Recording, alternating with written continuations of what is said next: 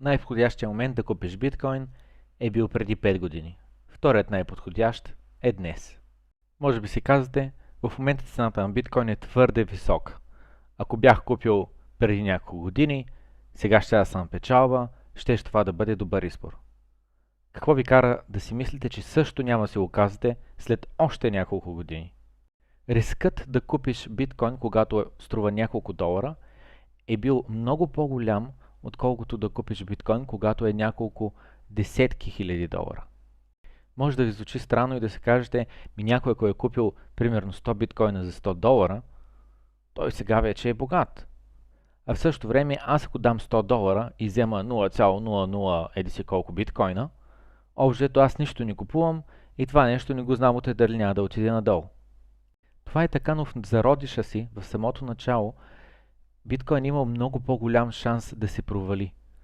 Много по-малко, например, компютър е било нужно, hash power, за да може да се направи така наречената 51% атака, което буквално да блокира транзакциите на биткоин или дори да пренапише блокчейна. Ако по това време такава атака е била възможна от всеки един милионер, който просто се го сложи за цел да им покаже на тия биткоинчетата как стават нещата, то днес това е почти невъзможно да се случи, тъй като ресурсите, които се изискват, са ужасно много, а крайната цел е почти безсмислена. Човекът, атакуващият, нищо няма да получи обратно за себе си. Така че, разбира се, гледайки назад една графика на историята на цената на биткоин, си казвате, че аз си изтървах шанса, трябва да я окупя, когато е струвало 5 долара, 50 долара, 100 долара, че дори и 1000 долара. Че защо не и даже тази година, 2020 година, цената на биткоин за не малко време беше 3000 долара. Но който е купил, когато цената е била 5 долара, е направил много по-голям риск. Шансът за успех на биткоин, шансът тази 5 долара инвестиция тотално да отиде в коша, защото хората просто престават да работят над биткоин, престават да програмистите да работят, поставят майнерите да окупаят, е бил много по-голям отколкото днес, защото вече сферата е в пъти по-голяма. Това е нещо, което е разпознато от целия свят, говори се за него по телевизията, споменава се по сериали, има хиляди програмисти по света, които работят над биткоин, и вече инвеститорите не са, в началото са били чисто и просто хора, които са чули за това нещо, стори им се интересно и са решили да се играят с него, а днес хедж фъндове, милионери и милиардери притежават биткоин. И всички тези хора вече са инвестирани, vested в биткоин. Съответно на тях им пука за това биткоин ще просъществува ли или не. И те за собствен интерес биха подпомогали каузата, биха подпомогнали биткоин като технология, докато когато цената е била 1 долар, такива хора не е имало. Добре, имало е няколко, но не е имало толкова много, колкото има днес. Нещо много важно хората, което трябва да разберете е, че ако дадеш 100 долара и купиш 100 биткоина, когато цената им е 1 долар за биткоин, или дадеш 100 долара и купиш 1 биткоин, когато цената му е 100 долара, огромна разлика няма. Ти така или иначе си дал 100 долара.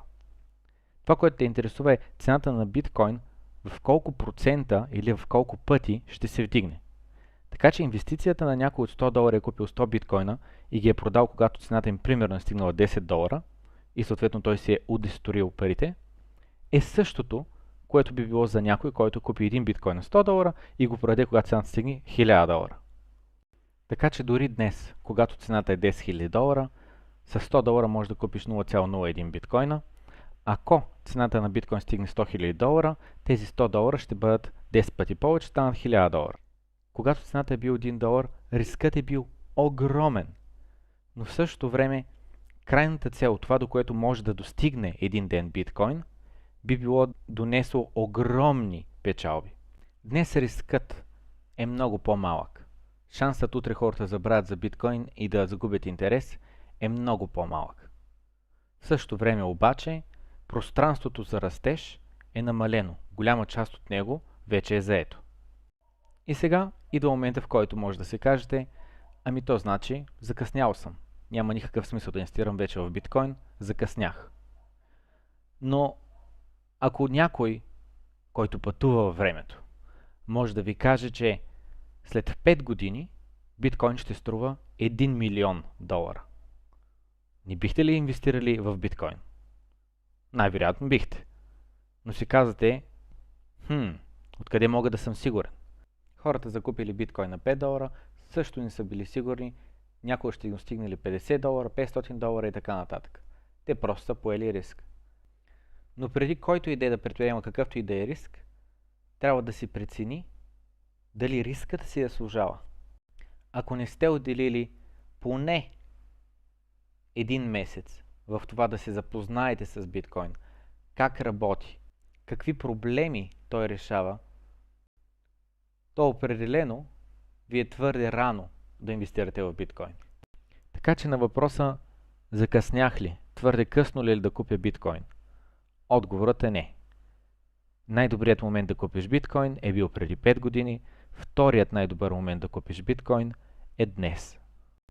Сигурен съм, че някои от по-запознатите хора, гледащи този клип, ще си кажат по-скоро въпросът е в bull market ли сме, в bear market ли сме, най-отгоре ли сме, в accumulation period ли сме и така нататък.